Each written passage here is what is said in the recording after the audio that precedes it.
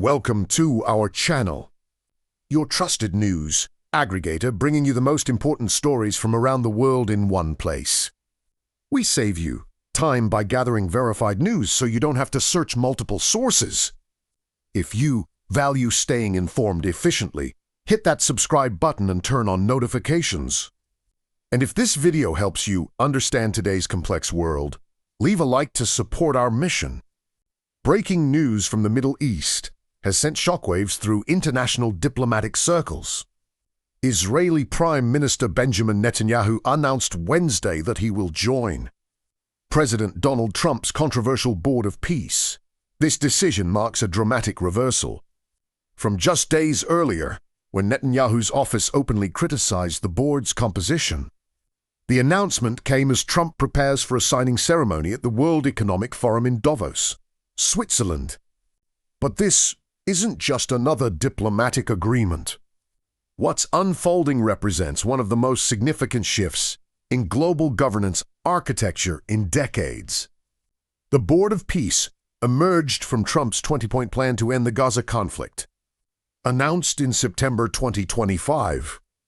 According to UN Security Council Resolution 2803, adopted on November 17th, with 13 votes in favor and abstentions from Russia and China. This body was initially presented as a transitional administration to oversee Gaza's reconstruction following the devastating war that killed over 65,000 people and injured more than 200,000. But here's where the story takes a darker turn. According to The Guardian's investigation, the board's actual charter bears little resemblance to what the UN Security Council believed it was endorsing. The document circulated to national capitals 2 months after the resolution's adoption makes no reference to Gaza at all. Instead, it presents the Board of Peace as a permanent global institution with sweeping powers concentrated in one person, Chairman Trump. The charter names only Donald Trump as a permanent member for life. He alone can adopt resolutions, appoint and dismiss members, and set the agenda without consulting anyone. Countries wanting permanent seats must pay $1 billion into a fund controlled by Trump himself. Those unable or unwilling to pay serve only 3-year terms. Trump himself confirmed his ambitions during a White House briefing on Tuesday. When asked if the board should replace the United Nations, he responded that it might. He criticized the UN as having never helped him settle any conflict and suggested his board could take over because the UN has never lived up to its potential. Russia's UN Ambassador Vasily Nebenzia warned the Security Council was giving complete control over Gaza to a mechanism whose modalities remain unknown. China abstained alongside Russia, signaling deep reservations from permanent Security Council members. If you're finding this information valuable, take a second to like this video and subscribe. We're bringing you the facts others might miss. Netanyahu's decision to join comes despite holding an international criminal court arrest warrant for alleged war crimes and crimes against humanity in Gaza. His participation has sparked international outcry. Political scientist Nicola Perugini called Netanyahu the genocide architect who has been planning the depopulation of Gaza. Rutgers law professor Adil Haq described Netanyahu's membership as the worst-case scenario when the UN Security Council authorized this travesty. The timing is crucial. Netanyahu announced his participation while Israeli forces continued launching deadly attacks on Gaza. Even during the supposed ceasefire, Palestinians remain trapped in the devastated territory, searching rubble for loved ones, burying those newly killed. Netanyahu's initial resistance centered on the board's executive committee membership, which includes Turkey and Qatar, countries that have supported Hamas. Finance Minister Bezalel Smotrich, representing Israel's far-right coalition, has criticized the board and called for Israel to take unilateral control of Gaza's future. Netanyahu's decision to join may now trigger conflict with these hardline coalition partners who keep him in power. The board's structure reveals troubling precedents. according to analysis by the American Society of International Law. Resolution 2803 raises fundamental questions about the Security Council's authority to redesign governance in occupied territory without the consent of the people concerned. Legal expert Sophia Southey argues the resolution authorizes a form of international territorial administration that operates outside established UN peacekeeping architectures. The Carnegie Endowment for International Peace published a scathing analysis stating this may represent the first time the United States has instrumentalized the Security Council to facilitate Israeli illegality. The resolution legitimizes indefinite Israeli control over Gaza in partnership with the United States and facilitates Israel's plans to block a Palestinian state. UN Special Rapporteur Francesca Albanese issued a stark warning. She stated that a military force answering to a board chaired by the President of the United States, an active party to this conflict that has continually provided military, economic and diplomatic support to the illegal occupying power, is not legal. She called it a brazen attempt to impose by threat of continued force against a virtually defenseless population U.S. and Israeli interests. Albanese emphasized this is an existential moment. The international community must not allow Gaza's future or the future of the Palestinian people to be decided without their agency and consent. Only an approach rooted in justice, legality, and self-determination can lead to genuine peace. European resistance is growing. France has expressed concern the board could replace the UN. Foreign Minister Jean-Noël Barrot stated France supports implementing Trump's peace plan but opposes creating an organization as presented that would replace the United Nations. Trump responded by threatening 200% tariffs on French wine and champagne, calling President Emmanuel Macron a friend who won't be in office much longer. Norway and Sweden have declined to join.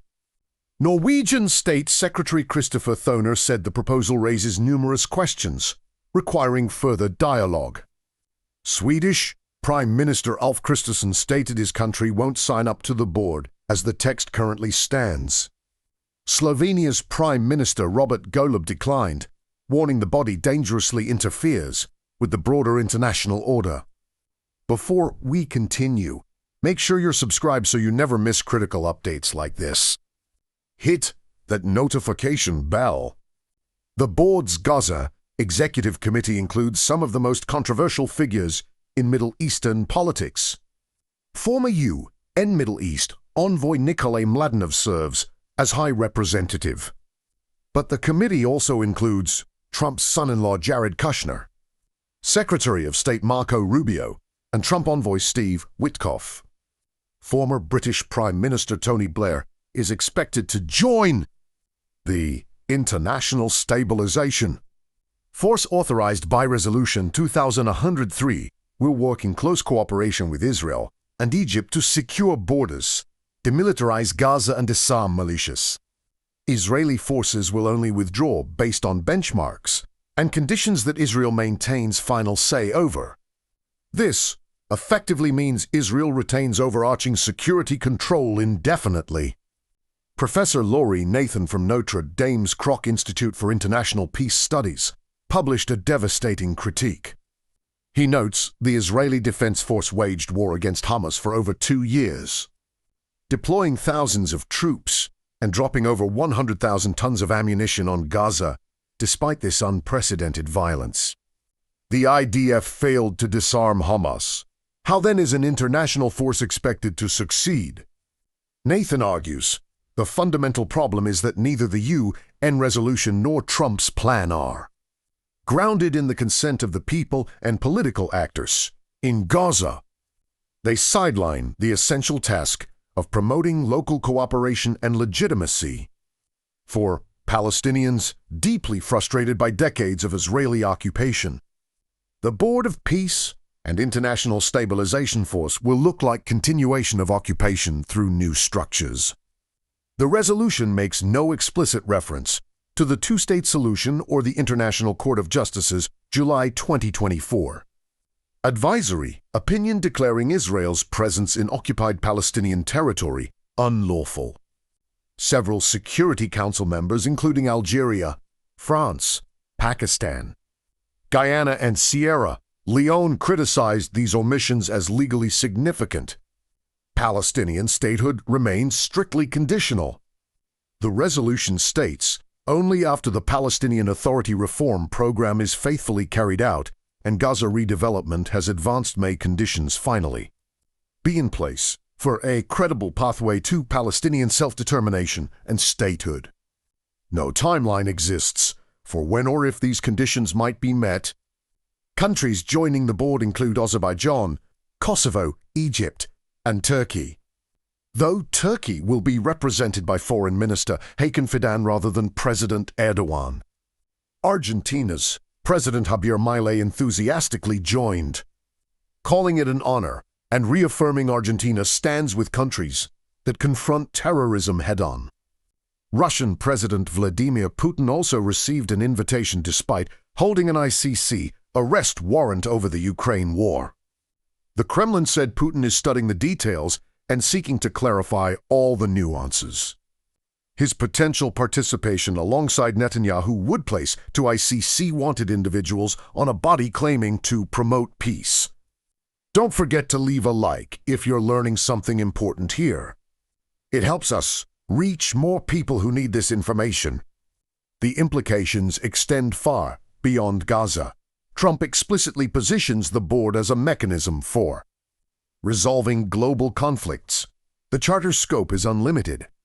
Trump announced on January 15th that the board represents the greatest and most prestigious board ever assembled at any time, any place. He's invited approximately 60 countries to join what he envisions as a permanent alternative to the United Nations. China's foreign ministry responded by stressing that no matter how the international situation changes, China firmly upholds the international system with the United Nations at its core and international relations based on the objectives and principles of the UN Charter. This represents a direct challenge to Trump's vision. The board has been described by critics as a vanity project. After failing to receive the 2025 Nobel Peace Prize, Trump stated he no longer feels an obligation to think purely of peace. The Guardian characterized it as a Trump-dominated pay-to-play club, a global version of his Mar-a-Lago court aimed at supplanting the UN itself. Legal analysts warn this sets a dangerous precedent. If the Security Council can authorize governance structures that concentrate unchecked power in one individual, bypass established international law, and impose solutions without consent of affected populations, what prevents similar arrangements elsewhere? The board's financing mechanism raises additional concerns. Requiring $1 billion for permanent membership effectively excludes most of the world's nations from equal participation. This creates a two-tier system where wealthy countries, or those willing to pay Trump directly, gain privileged status. Palestinian voices remain conspicuously absent from decision-making.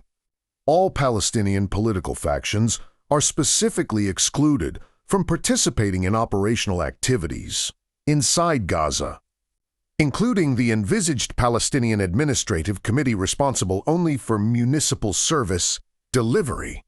The Trump-headed governance body, in consultation with Israel, decides if and when the Palestinian Authority may take over Gaza as we approach the signing ceremony in Davos. The international community faces a defining choice. Will nations endorse a structure that concentrates unprecedented power in one individual while bypassing established international law and Palestinian self-determination? Or will they stand with the principles of multilateralism, rule of law, and human rights that have formed the foundation of the post-World War II international order? Netanyahu's acceptance, despite his ICC warrant, sends a clear message about accountability. Critics argue if those accused of war crimes can join a board of peace without consequence, the entire concept becomes meaningless. The legitimacy crisis extends beyond this single board to questions about international justice itself. The humanitarian situation in Gaza remains catastrophic. Over 65,000 dead, more than 200,000 injured. Infrastructure destroyed, families displaced multiple times. Deliberate starvation documented by human rights organizations. Against this backdrop, debates about governance structures seem abstract. Yet these structures will determine whether Palestinians ever achieve meaningful self-determination or remain under indefinite control. Before we wrap up, I want to ask you to engage.